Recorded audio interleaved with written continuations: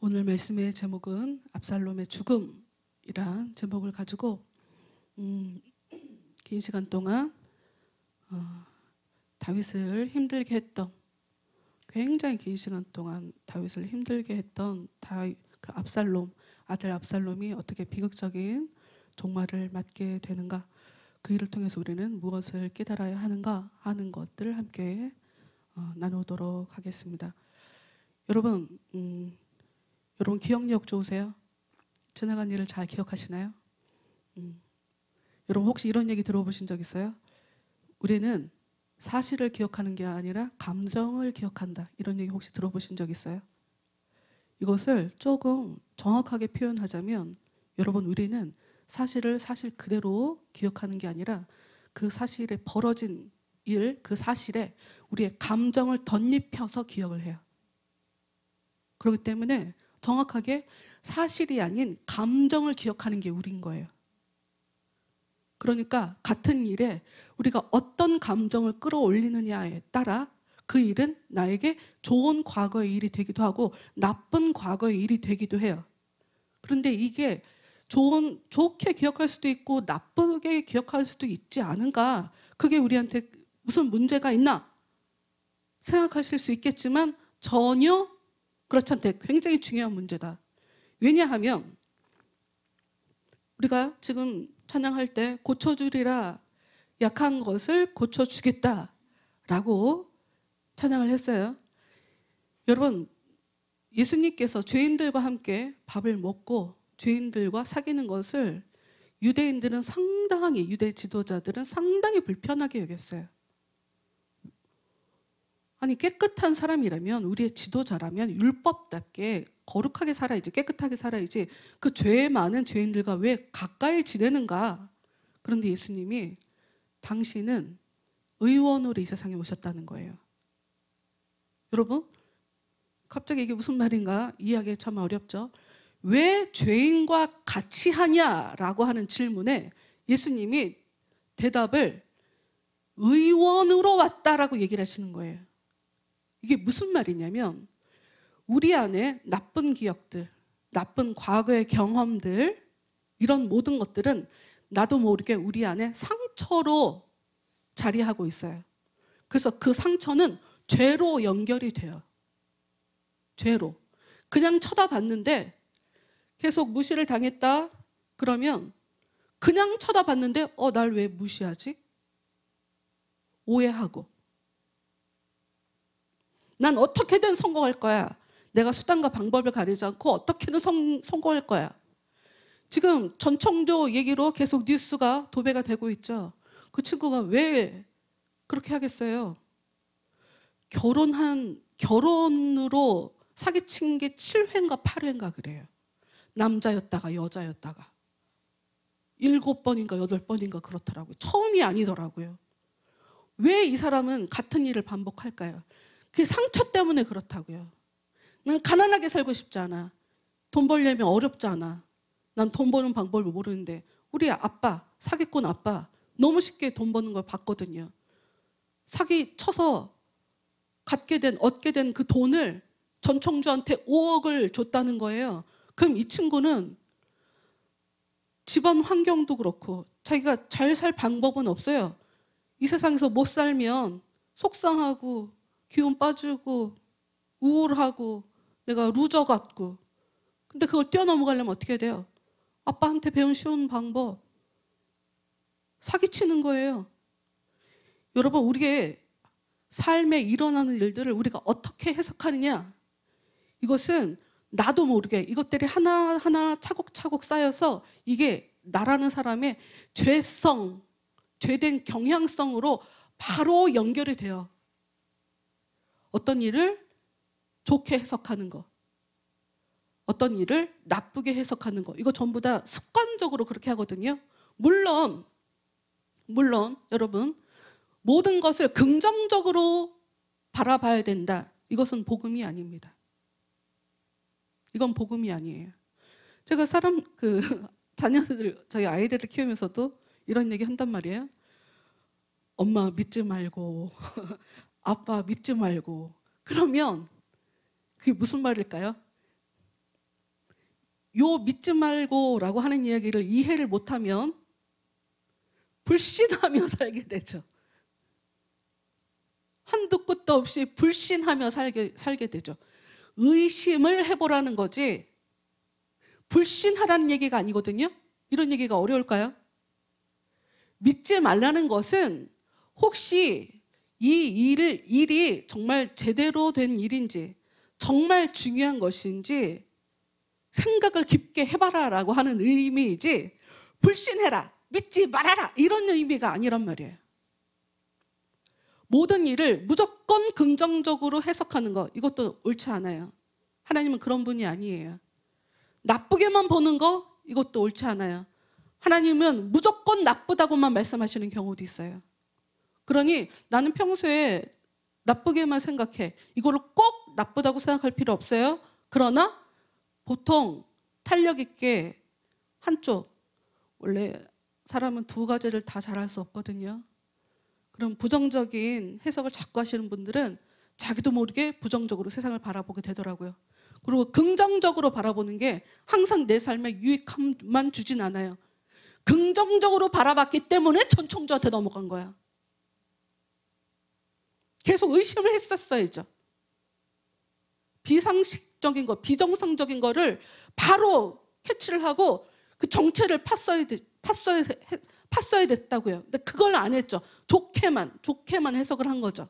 자기한테 좋은 일이 일어나고 있다고. 압살롬의 죽음. 오늘 말씀을 끝까지 18장 말씀을 전체적으로 보면 이 일에 이 압살롬이라는 사람이 자기가 인생을 살면서 겪게 된 상처들, 아 이거 해결하지 못해서 이렇게까지 일이 커졌구나라는 것을 알게 될 겁니다. 말씀을 보겠습니다. 18장 1절. 여러분 가지고 있는 성경 18장 1절 읽겠습니다. 이에 다윗이 그와 함께한 백성을 찾아가서 천부장과 백부장을 그들 위에 세우고 다윗이 그의 백성을 내보낼세 3분의 1은 요압의 휘하에 3분의 1은 수리야의 아들 요압의 동생 아비새의 휘하에 넘기고 3분의 1은 가드 사람 이때의 휘하에 넘기고 왕이 백성에게 이르되 나도 반드시 너희와 함께 나가리라 하니 다윗은 처음에 군사들이 자기를 따라 오긴 했지만 처음부터 전쟁할 생각은 딱히 없었던 것으로 보여져요.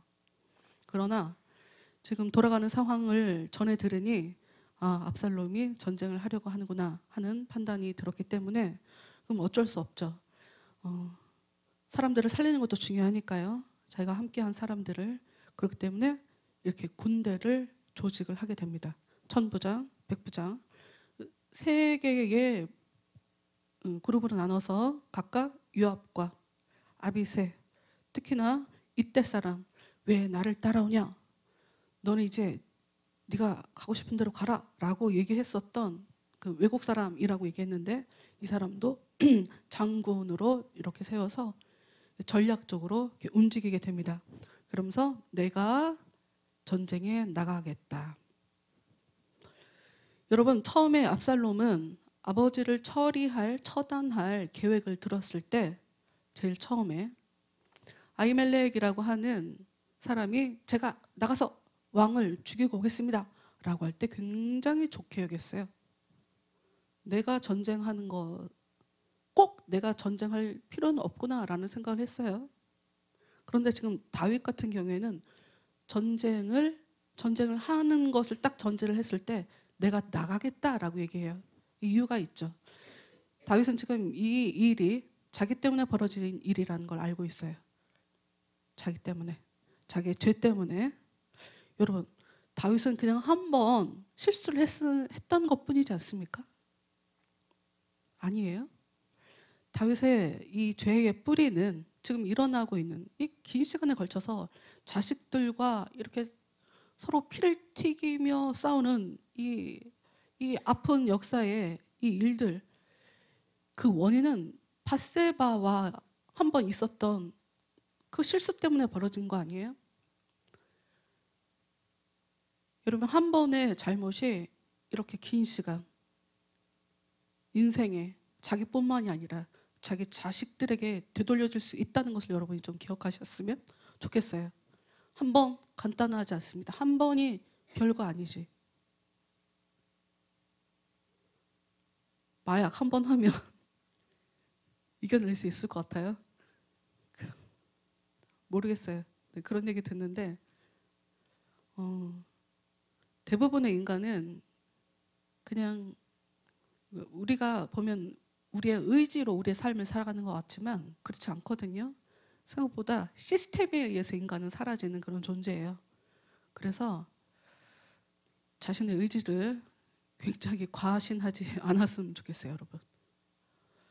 지금 다윗은 자기 때문에 이 전쟁이 일어났다는 걸 알고 있으니까 자기가 나가겠다고 얘기해요. 그러나 3절 말씀 보면 백성들이 이르되 왕은 나가지 마소서, 우리가 도망할지라도 그들은 우리에게 마음을 쓰지 아니할 터이요, 우리가 절반이나 죽을지라도 우리에게 마음을 쓰지 아니할 터이라. 왕은 우리 10,000명보다 중하시오니 왕은 성읍에 계시다가 우리를 도우심이 좋으니이다 하니라. 왕은 내가 나가겠다라고 하고 있고요. 백성들은 우리의 절반이 죽어나가는 일이 있어도 왕은 우리가 지켜드리겠습니다. 왕은 뒤에 계십시오 라고 얘기해요. 근데 이게 어떻게 보면 나쁘기만 하는, 그러니까 다윗은 뒤로 빠지기만 해라, 빠져 있어라, 가만히 있으셔라, 우리가 지켜드리겠다라는 것으로 보이지만 딱히 그런 의미는 아니에요.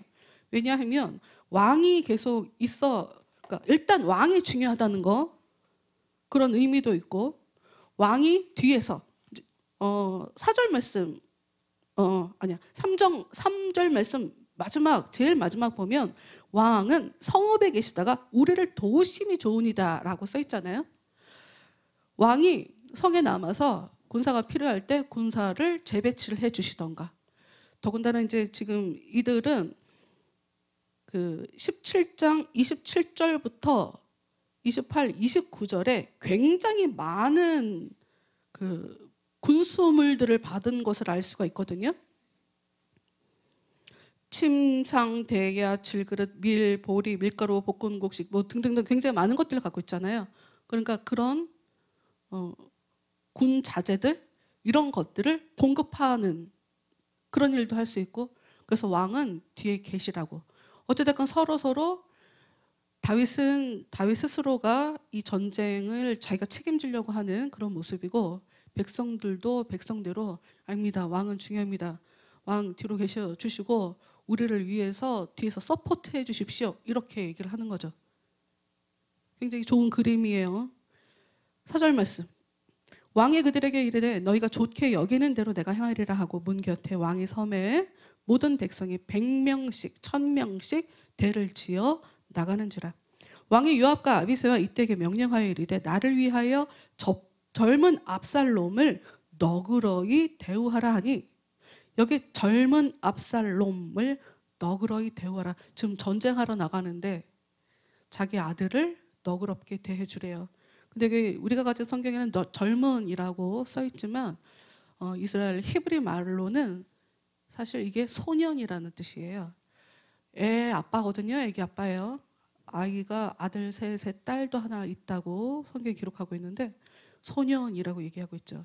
그러니까 이게 어떤 의미냐면 우리 아들이 아직 어려서 젊어서, 원래 지혜는 노인들의 것이란 말이에요. 원래 지혜라고 하는 것은 노인들의 것이기 때문에 젊어서 뭐가 뭔지 잘 몰라서 지금 이런 일을 벌이는 것이니 너그럽게 대해주라 라고 군대 장관에게 얘기를 하죠. 근데 이제 우리가 말씀 시작하기 전에 본문 말씀으로 읽은 것처럼 절대로 너그러움을 발휘하지 않더라. 봅시다. 왕이 압살롬을 위하여 모든 군 지휘관에게 명령할 때에 백성들이 다 들으니라. 군 지휘관에게 얘기했지만 모든 백성이 다 들었어요. 전쟁하기 바로 직전에 벌어진 일이니까요. 6절. 이에 백성이 이스라엘을 치러 들로 나가서 에브라임 숯불에서 싸우더니 거기서 이스라엘 백성이 다윗의 부하들에게 패하며 그날 그곳에서 전사자가 많아 20,000명에 이르렀고 그 땅에서 사면으로 퍼져 싸웠으므로 그날에 숯불에서 죽은 자가 칼에 죽은 자보다 많았더라. 여러분, 뭐 굉장히 여러 가지 문장으로 이것저것 써 있어서 이게 무슨 뜻인가 잘 이해하기 어렵지만 다윗이 이겼다는 얘기고요.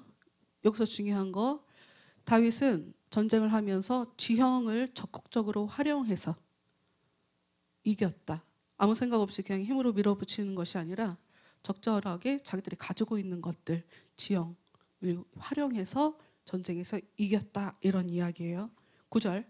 압살롬이 다윗의 부하들과 마주치니라. 압살롬이 노새를 탔는데 그 노새가 큰 상수리 나무 번성한 가지 아래로 지날 때에 압살롬의 머리가 그 상수리 나무에 걸림에 그가 공중과 그 땅 사이에 달리고 그가 탔던 노새는 그 아래로 빠져 나간지라. 압살롬이 보면 처음에 아버지의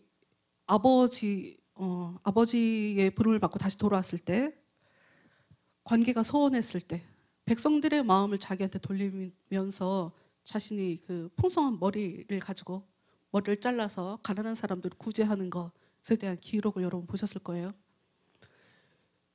압살롬은 그래서 자기 이 머리를 굉장히 자랑스럽게 여겼단 말이에요. 내가 이렇게 백성들을 위하는 사람이다. 그런데 여러분, 노새도 왕이 타는 거거든요. 머리카락도 제가 굉장히 자랑스럽게 여기는 것이고, 압살롬은 그렇게 두 가지, 자기가 자랑스러워하는 그 존재, 그 두 가지가 원인이 돼서 죽게 돼요. 여러분, 우리가 보면 일상을 살면서 사람에게는 누구나 다 장점이 있고 단점이 있어요. 그러면 여러분, 장점을 많이 보세요? 단점을 많이 보세요? 대부분 단점, 그러니까 이것도 굉장히 사람 성향에 따라 다른데, 내 단점을 보고 문제가 거기서 생길까 봐, 그러니까 가령 건강이 좋지 못한 사람은 내가 건강이 나빠질까 봐 계속 신경을 쓰잖아요. 내가 갖고 있는 단점들은 우리가 굉장히 신경 쓰는, 문제가 많이 나타날까 봐 신경 쓰는 부분이 돼요.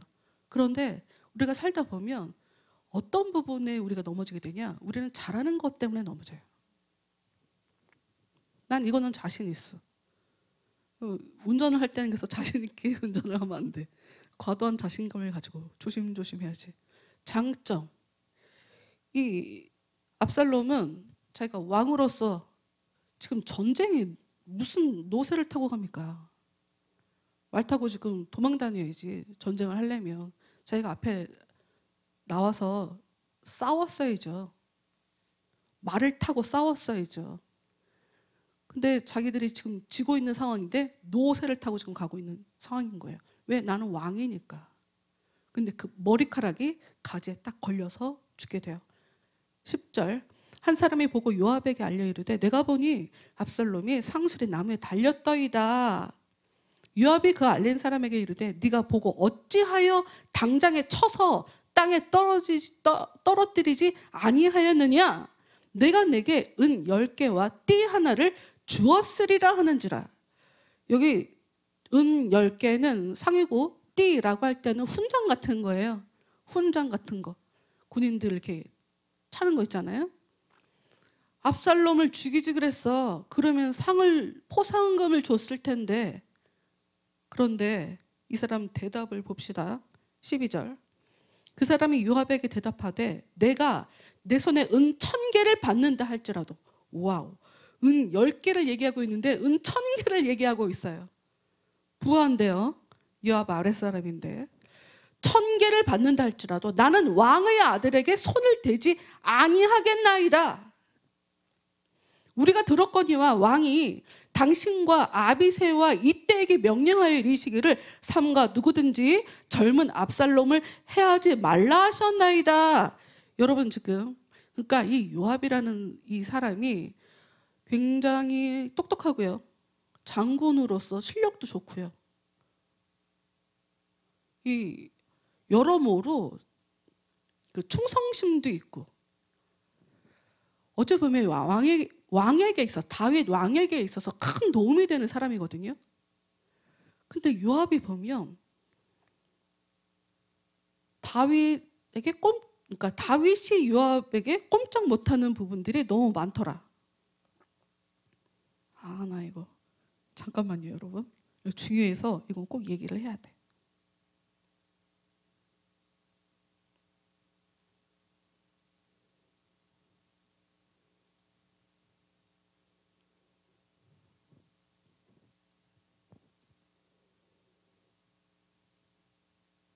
안 보이네.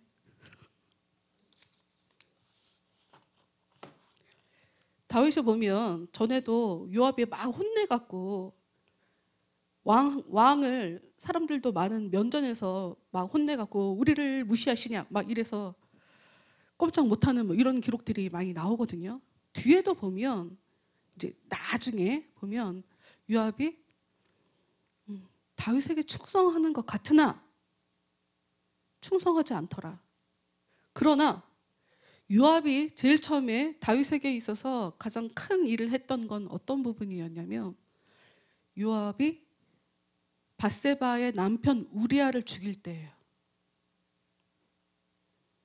요압이 그때 왕이 시키는 대로 다윗 왕은 밧세바를 취하고 밧세바의 남편 우리아를 처리하는 과정에 요압에게 편지를 보내거든요. 얘를 심각한 전쟁의 한가운데로 밀어 넣어서 죽여라 이렇게 얘기를 하잖아요. 충성심이 있었으니까 그렇게 한 거예요. 근데 이 사람을 보면 이 사람들이 말하는 요압이 말하는 이런 고백들을 보면 이 사람은 하나님을 믿는 사람은 맞아요. 하나님을 믿는 사람으로, 그러니까 하나님의 섭리에 대해서, 이스라엘의 역사하시는 하나님의 섭리에 대해서는 인정하는 사람이에요. 그러나 이 사람의 문제는 뭐가 문제냐면 하나님을 자신의 아버지로, 내 신앙의 주인으로 하나님을 생각하고 있지는 않는 것으로 보여요. 그러니까 지금 이 전쟁, 겉으로 볼 때는 아들이 반란을 일으키고 아버지랑 부자지간에 전쟁하는 것처럼 보이지만 사실 이 전쟁은 하나님이 택하신 하나님의 왕과 하나님 나라의 왕과 하나님이 만드시는 제사장 나라의 왕과 그 모든 시스템들을 무시하고 내가 왕이 되겠다라고 하면서 힘으로 밀어붙이는, 어찌 보면 하나님을 무시하는, 하나님을 대적하는 자와의 전쟁이 되어버렸거든요.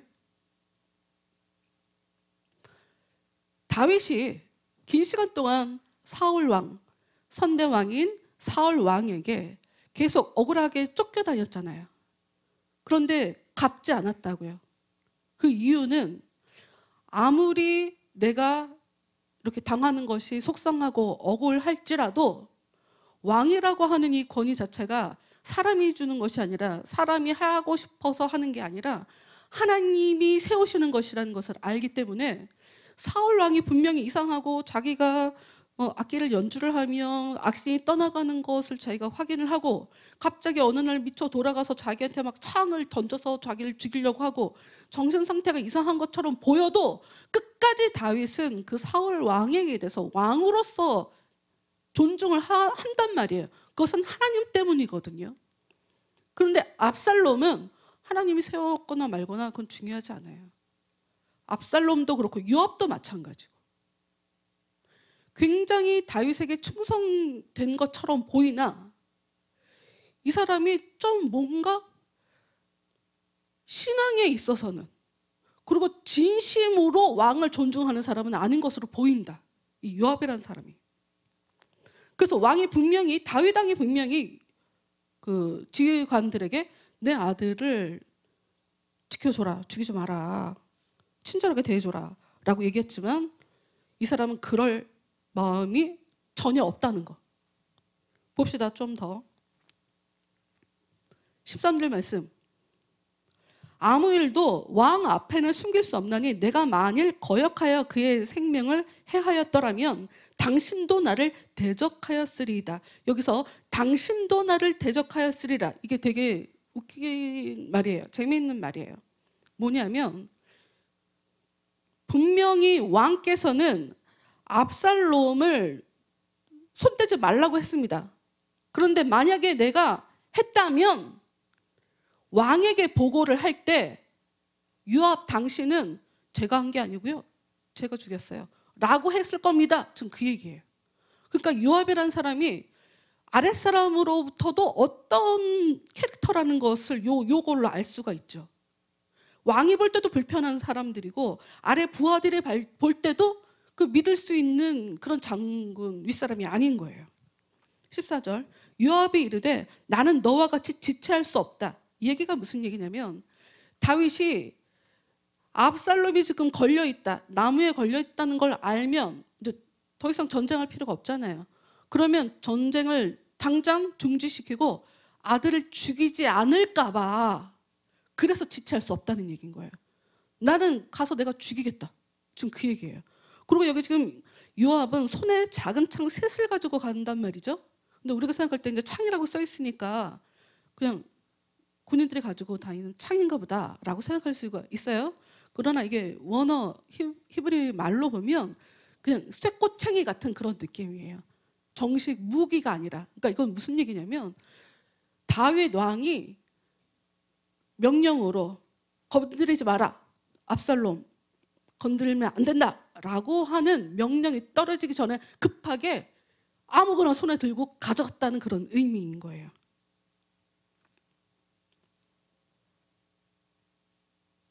그리고 이 사람은 상수리 나무 가운데 아직 살아있는 압살롬의 심장을 찌르니 요압의 무기를 든 청년 10명이 압살롬을 에워싸고 쳐 죽이니라. 아휴. 맞아 죽었어요. 심장에 찔려 죽기도 하고. 압살롬은 자기 형 암논을 죽일 때 자기가 직접 죽이지 않고 자기 부하들을 시켜서 죽이게 되죠. 압살롬은 자기가 암논 형을 죽였던 방법과 거의 유사하게 자기도 그렇게 죽게 되는 걸 볼 수가 있어요. 성경을 보면 하나님은 우리가 행한 대로 갚아주신다. 너희들이 어떻게 행했는지에 따라 나도 너희들에게 똑같이 대우해주겠다 라고 하시는 말씀은 구약, 신약 계속 반복적으로 말씀하시거든요. 압살롬도 자기가 행했던 대로 고스란히 이렇게 돌려받는 모습으로 죽어가죠. 16절. 요압의 나팔을 불어 백성들에게 그치게 하니 그들이 이스라엘을 추격하지 아니하고 돌아오니라. 다윗의 군대들은 더 이상 이스라엘과 싸울 필요가 없어요. 왕이 죽었는데 뭐 끝난 거죠. 17절. 그들이 압살롬을 옮겨다가 숲을 가운데 큰 구멍에 그를 던지고 그 위에 매우 큰 돌 무더기를 쌓으니라. 온 이스라엘 무리가 각기 장막으로 도망하니라. 여러분, 이스라엘 사람들은 도망쳤고요. 압살롬을 처리한 방식을 보면 와, 이게 왕자를 대하는 태도가 전혀 아니죠. 자기가 모시고 있는 정말 집안에 충성하는 다윗 왕에게 충성하고 있는 사람이라면 글쎄요, 그 충심 때문이니까 왕에게 반기를 든 원수라 이렇게 처리해버린 걸까요? 이 방법은 사실 굉장히 율법적으로 처리한 거예요. 아버지를 죽이려고 한 사람이잖아요. 압살롬은. 율법적으로 처리한 거예요. 굉장한 아이러니죠.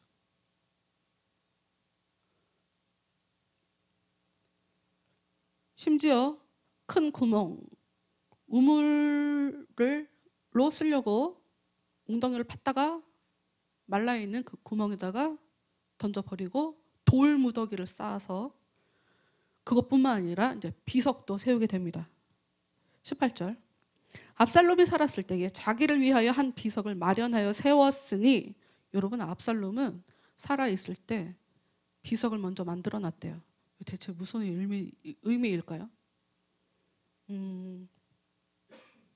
압살롬은 자기 인생이 이렇게 슬프게 비극적으로 마무리될 걸 알았을까요? 사실은 압살롬의 지금 상황은 아들 셋을 다 잃었기 때문에 자기가 비석을 먼저 만든 거예요. 자기를 대신해서 자기 삶을 정리를 해서 비석을 세워줄 사람이 없기 때문에 자기가 직접. 그러고 보면 압살롬은 참 가슴 아프며 산 사람이 분명한 것처럼 보여요. 압살롬이 보면 아버지하고도 관계가 안 좋고 자식들도 세 아이가 다 죽고, 그리고 뭐 자기 형을 자기가 직접 복수해서 죽이기도 하는.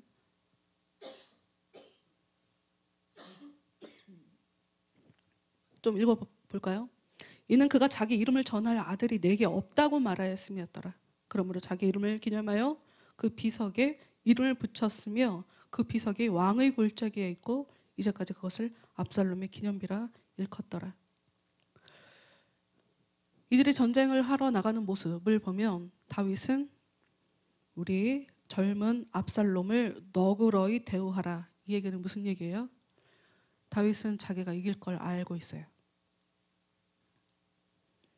이길 걸 알고 있어요. 우리가 숫자가 적어도 우리가 이 전쟁에서 이길 걸 알아요. 왜? 하나님 앞에 이게 옳은 것이기 때문에. 근데 압살롬은 자기가 살아있을 때 자기 삶을 마무리하는 묘비를 먼저 만들어 놓은 사람이에요. 여러분, 다윗은 죽음의 자리에서 2번이나 살아서 돌아온 사람이라고 볼 수 있어요. 한 번은 사울 왕에게 쫓겨다니면서 긴 시간 쫓겨다니다가 방랑하며 살다가 전쟁하며 살다가 외국에도 갔다가 죽음의 자리에도 여러 번 갔다가 왕이 되었잖아요. 그러니 죽음의 자리에 갔다가 돌아온 사람이죠.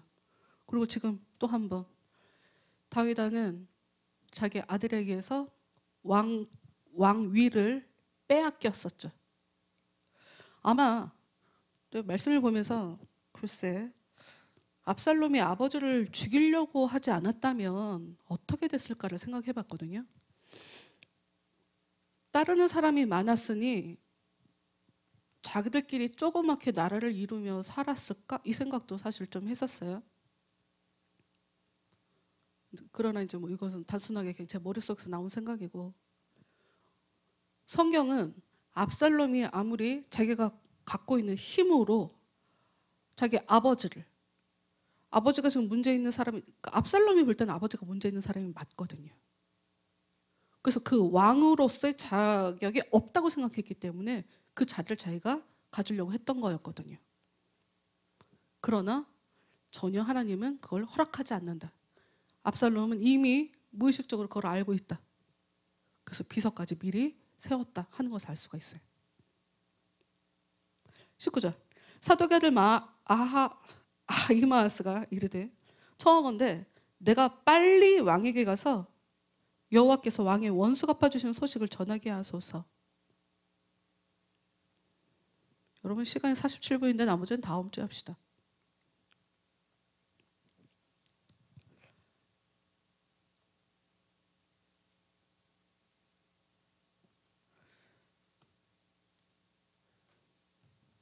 여러분 우리가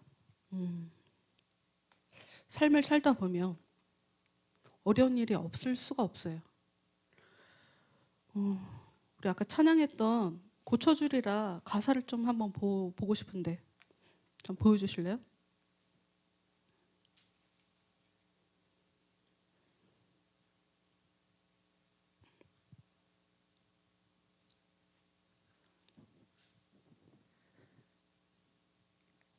압살롬과 다윗의 차이를 좀 얘기하려고 해요. 가사를 볼게요. 내 모든 약한 것을 고쳐주리라. 병약한 몸과 상처난 영혼. 여러분 우리가 영혼에 상처가 있다는 걸 여러분 스스로가 아실까요? 나는 어떤 상황만 되면 속상해, 화가 나. 이거 전부 다 우리가 미처 깨닫지 못한 우리 안에 있는 상처 때문에 이런 일이 벌어진다는 것을 여러분 좀 아셨으면 좋겠어요. 그 다음 가서 볼까요? 지난날의 그 모든 아픔들도 능력의 손으로 다 고쳐주리라. 지난날의 아픔들 좀 더 읽어볼까요? 내 모든 약한 것을 고쳐주리라. 짓눌린 마음과 조각난 꿈들. 사람이 원하는 대로 일이 되어야 사실 좀 기쁘거든요. 나는 이 일도 내가 하고 싶었는데 안 됐고 저 일도 내가 하고 싶었는데 안 됐어. 꿈이 짓밟혀지면, 꿈이 조각나 버리면 굉장히 상처를 받게 돼요. 여러분 다윗은 자기 때문에 벌어진 일이고 자기가 도망갈 수밖에 없고 아들과 싸울 수 없기 때문에 그런 상황에, 그런 비참한 상황에 어찌 보면 왕으로서 어떻게 아들한테 저런 취급을 당해? 하고 충분히 수치스러울 수 있는 상황인데도 불구하고 그 사람은 사람들이 자기를 어떻게 바라보는지는 전혀 중요하지 않았어요. 그 사람은 그냥 울면서 하나님께 계속 기도하는 거예요. 시편 46편, 시편 47편에 보면 그 당시의 상황에 대해서 좀 묘사한 게 있거든요. 괴롭죠. 하나님 너무 속상합니다. 힘듭니다. 그러나 이 일 뒤에 있는 하나님을 계속 인정하는 거예요. 이 아픔을 허락하신 하나님을 계속 인정하는 거예요. 여러분, 다윗은 그랬기 때문에 그 죽음의 자리에서 다시 돌아올 수가 있는 거예요. 근데 압살롬은 어디를 봐도 하나님께 의지했다, 하나님께 기도했다, 이런 성경 어디를 봐도 그런 이야기는 없어요. 비바람에 파헤쳐진 삶의 자리도 사랑의 손으로 다 고쳐주리라. 여러분, 예수님은 의사래요. 예수님은 의원으로 오셨대요. 제가 왜 이렇게 맨날 화를 내? 왜 이렇게 신경질을 내? 무슨 일인가? 그의 인생을, 과거를 막 찾아가 봤더니 어렸을 때 나쁜 말을 많이 들었어. 그럼 이 사람은 커서도, 나이 들어서도 계속 더 이상 듣기 싫으니까 똑같이 화내고 이런 사람이 돼버리거든요. 연쇄살인범, 사이코패스들, 그 프로파일러라고 하는 사람들이 그 사람들에 대해서 계속 분석하고 하잖아요. 그런 거 왜 하겠어요? 그 사람들 이해해 주려고? 아니요. 처음에는 그런 거 할 때 무슨 살인범들을 연구하러 다니냐고 미국에서 처음 시작할 때 굉장히 말 많이 들었어요. 미국에서도. 그런데 하다 보니까, 연구하다 보니까 패턴이 있고, 어렸을 때 정말 상처받은 애들, 가정에서 상처받은 애들이 많더라 이거예요. 압살롬은 가정에서 상처받은 거죠. 자기 아버지에게. 그러나 그걸 믿음으로 넘어간 사람은 아니고, 다윗은 어려서부터 철저하게, 다윗 아버지도 다윗을 인정하지 않았어요. 성경 보면 그렇잖아요. 다윗 아버지도 막내 다윗을 인정해주지 않았어요. 그러나 다윗은 하나님만 의지하며 산 사람이에요. 그러면 의지하는 가운데, 기도하는 가운데 하나님의 마음을 만져주시고 희망도 주시고 앞으로 이렇게 살아라 교훈도 주시고, 요압 장군이 아무리 실력이 있고 섭리의 하나님, 이스라엘의 역사하시는 그 하나님을 믿었지만 개인적인 하나님에 대한 그 믿음의 고백이 없었잖아요. 여러분, 우리가 정말 나는 나의 하나님을 믿어, 여러분 이렇게 고백하실 수 있길 바라요. 성경 보면 아브라함의 하나님, 이삭의 하나님, 야곱의 하나님이라는 글씨가 있거든요. 그게 무슨 말이냐? 아브라함이 자기가 개인적으로 하나님을 믿었다는 얘기예요. 이삭도 아브라함, 자기 아버지의 삶에 역사하신 하나님이 아니라 내 삶에 직접 역사하시는 그 하나님을 믿었다는 얘기예요. 야곱도 마찬가지고, 야곱도 자기 할아버지, 자기 아버지에게 역사하신 그 하나님 말고, 기적적으로 역사하신 그 하나님 말고 내 삶에 역사하시는 내 하나님을 믿었기 때문에 성경에서 아브라함의 하나님, 이삭의 하나님, 야곱의 하나님, 그런 말을 하는 거거든요. 내 하나님, 내 아버지를 우리는 믿어야 돼요. 그리고 그 하나님은 어떤 분이냐? 우리도 모르게 우리의 영혼 가운데 상처가 있어서 그 상처 때문에 지금의 내 삶에 이것도 못하겠어, 난 이건 싫어, 왜 그래? 이렇게 반응하게 되는 우리의 영혼의 그 상처를 하나님이, 예수님이 치료하고 싶어 하세요. 기도하세요. 기도밖에 달리 방법이 없습니다. 그리고 여러분 스스로가 그걸 도망가지 마시고 마음을 들여다 보셔야 돼요. 용기가 좀 필요해요. 기도하지 않으면 절대로 해결 안 됩니다, 여러분. 치료해주고 싶어 하시는 예수님, 치료해주고 싶어 하시는 그 하나님의 마음을 한 주간 동안 충분히 헤아려드리기를 바라요. 우리 찬양하면서 힘든 일이 생길 때, 어려운 일이 생길 때 내가 압살롬처럼 막 그걸 묵고 묵혀서 복수해버리는, 세상에 막 화를 내버리는 그런 사람으로 내가 살아가는 게 아니라, 그럼에도 불구하고 걷던 이유가 있겠지. 그럼에도 불구하고 내가 하나님을 의지하면 이 상황을 이겨낼 수 있게 해주시겠지. 제가 이렇게 믿음으로 살고 싶습니다. 하나님 도와주십시오. 이런 마음을 가지고 이 찬양을 같이 하고 싶어요. 같이 찬양하겠습니다.